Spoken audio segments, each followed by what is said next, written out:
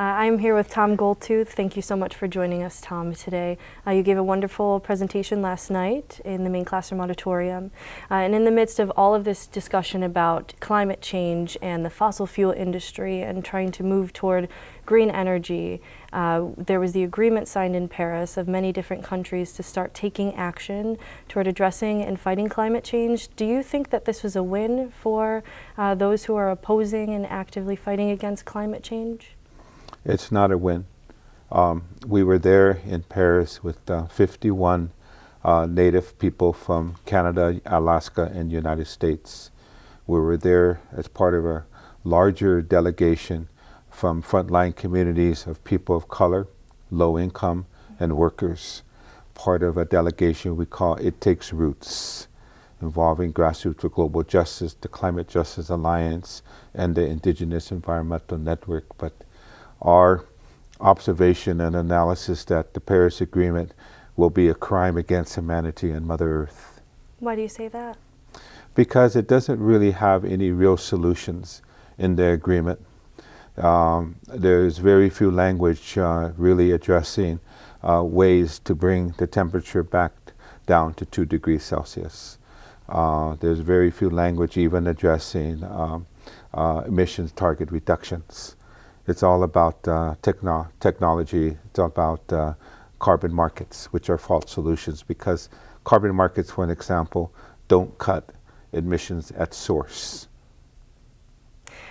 And when we talk about these market-based solutions, how does that feel as someone of Indigenous heritage? Is that frustrating to watch corporations try to solve climate change with market solutions? It's a good question.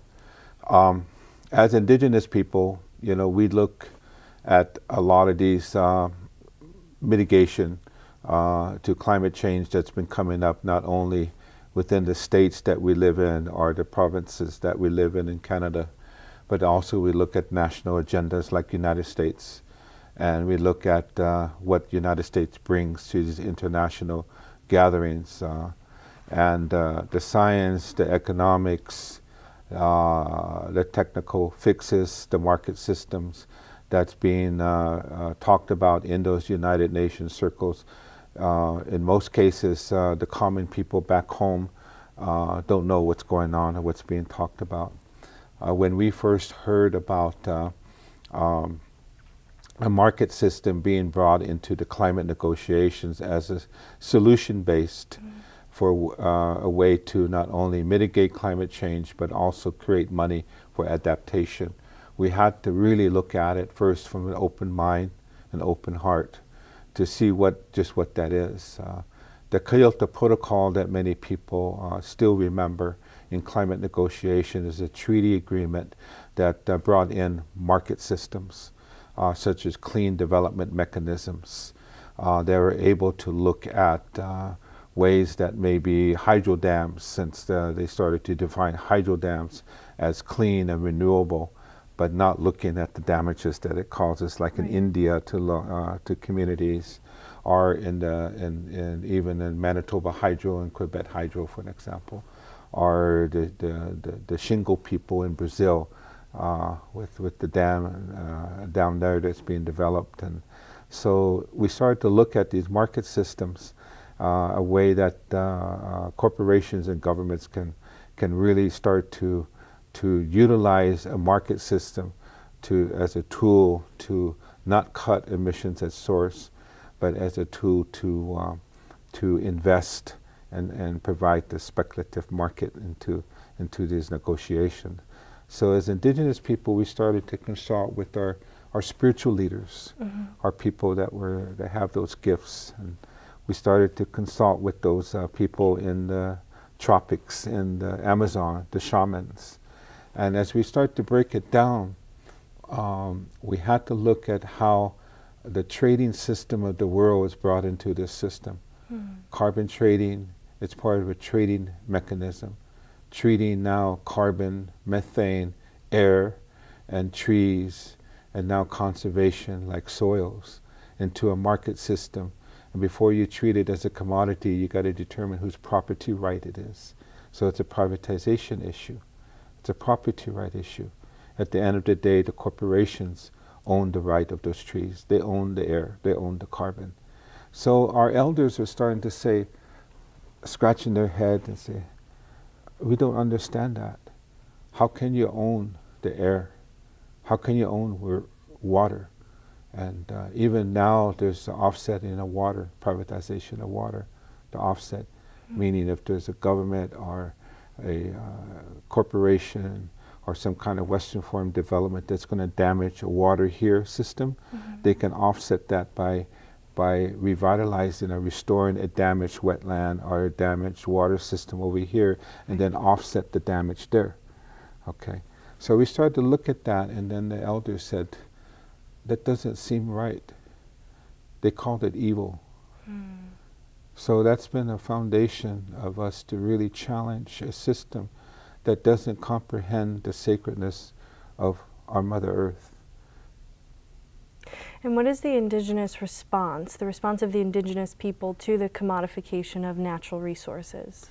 It's interesting that as we reached out to Indigenous leadership and communities that are following that original instruction that was given to us on how we are to live and how we are to respect and acknowledge the natural laws of life itself, of nature, that we're making stands.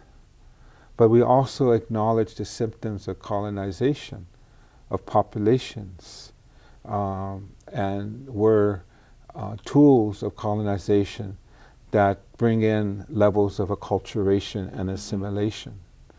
That there's populations of Indigenous peoples that embrace Western forms of development. Kind of forced choice.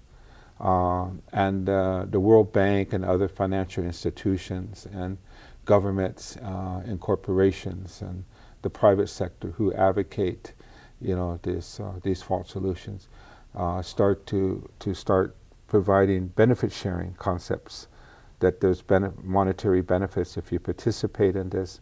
Right. We can help give you money for your schools and books, and so there's incentives that where they're buying out, kind of like economic blackmail. So there's a lot of ethical issues that we bring up, and it's actually dividing a lot of our Indigenous communities in the global South, where these projects are developing. They're called RED, reducing emissions from deforestation and degradation, RED. And now they're going into Africa, which is wide open, especially in an area where they're using technologies like genetically modified seeds, climate-friendly seeds, and climate-smart agriculture that the UN had introduced in the negotiations to use land over there that a lot of the peasant farmers, small farmers, and are still, pretty much a good strength of farmlands in Africa, to where they're giving them incentives to participate in these now RED, including soil, so that the people don't turn the soil, because they're genetically engineered seeds that are climate friendly. And then by not turning the soil, you sequester carbon in the soil. And then they say there's money for you to participate in this regime. But it's hard to sometimes push the governments and the World Banks and the large non-governmental organizations to tell them the truth on where that money comes from. That money comes from the polluting industry, who are the ones that are buying up the land, renting the land. At the end of the day, they have rights to that land, not the farmer. Okay?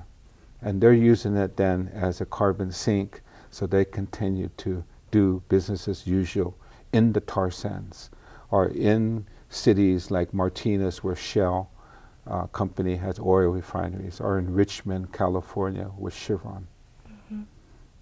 And on the topic of capitalism and consumerism, in light of the Indians' home opener taking place yesterday on the day of your speech, what is your response to the appropriation of Native American culture for capitalistic gain? What it centers on the need for humanity to be really ethical and to study the concepts of equity, concepts of justice. And because we have regimes in this world, and you mentioned like, the whole issue about mascots, the whole issue of people who are disproportionately impacted by policy decisions. People in this country of the United States, they like us to be good Indians. Don't make a stand. Just be good Indians, and don't raise any ruckus. Don't speak out. So there are now good Indians and bad Indians. Which are For you? those of us that are bad Indians, we push the system.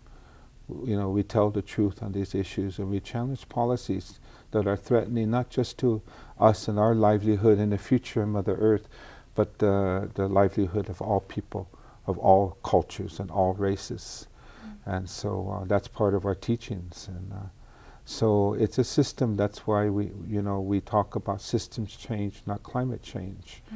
Appropriation of knowledge, appropriation and takings of the intellectual property rights, not only of our people, but people of the world. Seed knowledge is very important. Who owns the knowledge and the legal rights to a lot of the seeds that are created by corporations and scientists and that work for corporations? And what happens to the heirlooms and family seeds passed on generation to generation? That's disappearing along with the diversity of seeds. So that's just another example. Americans somehow have a totally misunderstanding of who we are as Native, as Indigenous people. So they have no respect when there's a character that war whoops out on the ball field, that has no understanding of what the significance is with the eagle feathers, or things that represent eagle feathers, and the honoring of the sacred bird, the eagle. No understanding. It's really something that brings tears to a lot of our children back home, when it actually ends up being laughter, making fun of not the pride of who we are, but making fun of who we are as Indian people. How do we explain that to our children? That's why we're trying to change the system to respect not only cultures and diversity, but respect that sacredness of Mother Earth. And how can we begin to reestablish that dialogue that talks about the truth of Native American culture? One of the things that we have implemented is the need and challenge for environmental ethics, for water ethics, and that we got to be able to challenge humanity and ourselves as well, and what is our value around life itself and the vital mechanisms of the life cycles of the world. We have to look at those elements that we've been taught that are very important. And Western science has components of this. And some of this memory is here in America with the settlers and their ancestors who came here, who had a lot of this knowledge when they came here to plant their seeds. In Minnesota, some of the migrants who came from Europe in Minnesota, the farmers used to plant different times of the moon cycle in the month, or they put the posts in the ground during different time when the water cycle was high or low. So somewhere in Europe and other parts of the world, there's people that understand what the Indian, the Native people are talking about. Why is that lost then? How do we engage not only this debate and dialogue and critical analysis within our Indigenous communities, because we are also going through a process of decolonization. And then how do we expand that with our allies, the environmental groups, the human rights organization, the faith-based groups, the youth organization, women groups, and to have a dialogue about having peace with ourselves, but how could we have peace with ourselves without the concepts of having peace with Mother Earth, and reconcile those practices of committing violence against Mother Earth. The way that the mineral industry, mining industry, extractive economies all, engage in what we haven't defined as violence against the very nature of our mother, our grandmother Earth. And that's why we've been talking about a new paradigm, away from a property rights regime and to a regime that recognizes the territorial integrity of our Mother Earth, that recognizes the rights of nature, the rights of the natural laws of Mother Earth. So that's what we've been advocating, and it's been resonating. It's been resonating with a lot of cultures in this country, especially our youth. Our youth are starting to understand. Our youth who are part of the informational technology, they're starting to get it. They can research this and that, but somewhere in that heart, it's time for them, and they're recognizing that. So we're very inspired that there's now a lot of attention being developed with a lot of different people in this country and throughout the world. Well said. You spoke last night about this dissociation of humans in a contemporary society in the technological era with Mother Nature. And so how do we start to reinstill this connection with the natural elements? There's something that people can't deny or hide themselves from, and that's that the seasons are changing. The weather patterns are unpredictable, and if people want to go out in the urban areas and go play in the parks, or maybe in the country area, they want to go out and do a drive on Sunday. It's undeniable that something is changing. I've been hearing that a lot more. We've been able to actually start to build alignment and equity mechanisms with groups and sectors where there's been divisions. The example of that is on our recent successes we had with stopping the Trans-Canada KXL pipeline. Yes. That's bringing tar sands crude oil down into the United States. And I never saw this happen before in that area, to where we're able to bring the redneck, the conservative, the closed-mindedness sector of the prairie lands, the ranchers and the farmers, together with our native people, our women and our youth and our tribal leaders, to be able to sit in the same circle and to be able to start talking about the future of all of our children, because everyone's concerned about the future of their grandchildren, and to be able to have the non-native people who are quite conservative in their thinking to start listening to one of our chiefs who will start talking about Unchimaka, Grandmother Earth, and the need to start to have respect. So it's happening, to start breaking these boundaries that keep us apart. And water has been part of that. The healing nature of water breaks down the barriers of people throughout the world, humanity, the healing properties of water. And we had a woman elder, she walked around every one of these Great Lakes, from Thunder Bay in Canada, Josephine Madaman. She's walked around this lake carrying a little copper pail of water, talking to all people of all cultures. People come out in the roads and talk to her, and she teaches them about the relationship with water. And some of them said, I never was taught this, for whatever reason, but they understood in here. So we're starting to see this phenomena where people are coming together, and it's part of our prophecies, part of our prophecies. And what you're referring to, which is really the strategy of the IN, is grassroots organization. And so how effective is bringing people together on this common sense of humanity and common goals, providing a better future for our children, creating a better environment. How effective is grassroots organizing in changing political, social, economic structures?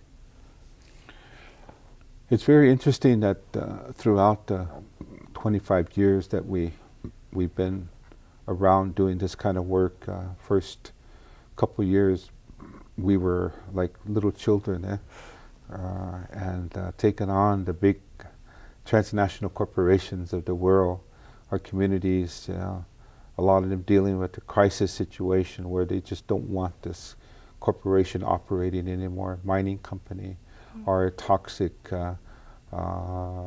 waste company coming and trying to put a landfill dump site in their backyard, or even nuclear power was coming to the Western Shoshone people, being pushed by this government. So we're very young in those early years looking at this, and we tried many different things. We've had some wins, but we had some losses as well. How do we take on these large corporations? How do we have changes in governmental policies? How do we mobilize our own tribal leadership that are dependent on some of these false solutions as well? Our strength has always been working with community-based groups, front lines, who have that place-based experience, that knowledge, but also to be able to look at what are the assets, not in a capital way, but what are the assets that they have, and many of them have this skill set of having knowledge of the land. And that was very key. Even in the urban areas, we started to see this upsurge of people that wanted to maybe start planting grass on the roofs, or being involved with recycling, something that's bringing them back to nature in a cement prairie setting. So what's been important is to do this as grassroots, as common people of our communities. And that strengthens then our elected leaders and us to be able to push a sustainable agenda on anyone that wants to get elected. This is within our tribes. And then with the non-native people, we start to mobilize with low-income people, with people of color, people from our environmental justice movement who know firsthand of ineffective policies and standards that cause disproportionate exposures to these toxic, air pollution and water and activities that are going on. Look at Flint, Michigan. That was a civil rights issue that was brought up 15 years ago to the EPA under Title VI, that they better start taking care of this in Flint. It was both a racial issue and a class issue. Poor people communities, that we got an infrastructure breaking down. I heard the testimonies. That was 15 years ago. So we took on these policy issues around the frame of environmental justice. So the strength is the people of the world, the common people. And we have to build power. That's what we're doing, is building power and doing power analysis to be able for our community to see the power structures that have been created. If we want to make change, to visualize mapping on the wall, use colored little, pencils and crayons to say, this is where we are. If we're going to create change, let's kind of put something that our community can visualize. This is the corporation. Who owns the corporation? Who makes decision? If this is the government, we need to be part of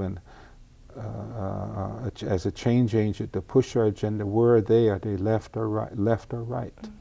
And if Sierra Club or another environmental organization is here, where are they in this power analysis that we're putting up, and where are we? How much power do we have to make change? So this is where we start to use different tools to look at the disproportionate impacts, but also power structures and how to confront that, and how to flip scripts, how to use different strategies and tactics. Something that the Matrix is very, very concerned about and very threatened is that when we participate in nonviolent direct action, when there's civil disobedience, it's been interesting that we can, mobilize around these issues, having an indigenous face to the issue, So these are different things that come from community-based organizing, grassroots organizing. To bring this conversation to a larger scope, when we talk about change and justice and equality, these are battles that have existed since the dawn of humanity. And what my mother tells me is that you don't fight to win, you fight for the cause. And so there's always going to be a cause to fight for. What do you think about that? I think a lot about that, because that's the basis of the work that we do. You got to be able to be true to ourselves in anything that we do.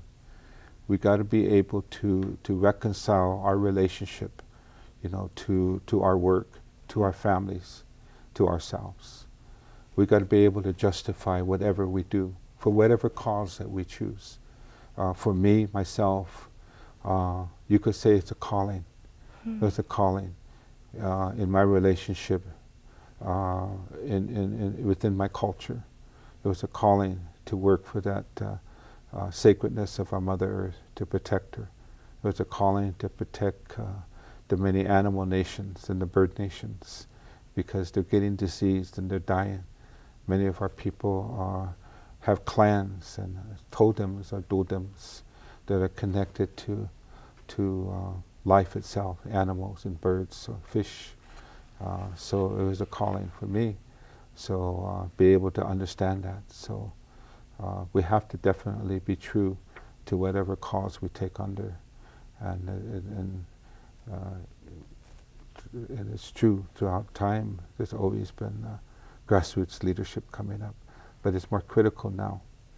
More critical now because of the compounding change in the nature of what's going on in the planet, climate, and compounded and with many other effects that's going on, and that more than ever humanity has to come down, come together. Humanity has to come together so that these Paris agreements, like what came out in the United Nations Framework Convention on Climate Change this past December, doesn't end up being a crime against Mother Earth and a crime against humanity. We got to change that. And that only comes through grassroots organizing throughout the world. Where do you find the motivation to continue to fight? My spiritual teachings.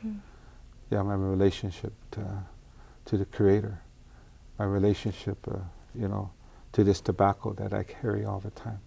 Keeps me honest, That's what keeps me strong. Our ceremonies, our sweat lodges, our sun dances, our prayers, my family. Yeah, because they all believe that this is a just cause. Yeah, but we also support all the other people that are doing work, our teachers, our scientists, our people that are in law enforcement, social workers, everyone has an occupation to believe in something that they're doing, and so we encourage that too. Lovely. Do you have any other thoughts? About what? About the event last night, about the IN, or about the fight that continues? Well, one thing that I was thinking about last night and kind of came out last night in my dreams and today, is that this is part of prophecy. Prophecy that people are going to come together, not only in our own environment here in the United States, but globally. Yeah, it's been prophesized by our people. When the time that the trees start dying from the top down, that came from the Haudenosaunee people and their prophecies, and our prophecies is about the water itself. So I see that there's really nothing that artificial world of corporations, the artificial world that's out there, can do anything about that. It's going to happen, that people are going to come together. That's what inspires me. And what will that world look like? It will be something that is based upon the ethics of harmony, the ethics of love. To love oneself, you got to be able to understand love of Mother Earth and how Mother Earth loves us, you know. And that also puts us into ability to understand the higher power that we're all part of, a higher power of the universe, you know, however people define that, and to be able to start working towards world peace, definitely, because militarization and the economics of militarization as a tool of economic globalization, and this concept of manipulation and treating Mother Earth as if she's a slave, you know, owning and dominion of Mother Earth, dominion of life. These are concepts that's going to change. It has to change if we're going to have a safe and a clean and a healthy, sustainable future for all of us. So that's part of the prophecy that we have, and that's what keeps me going. Well, thank you so much for your time. I really appreciate it, Tom. Thank you.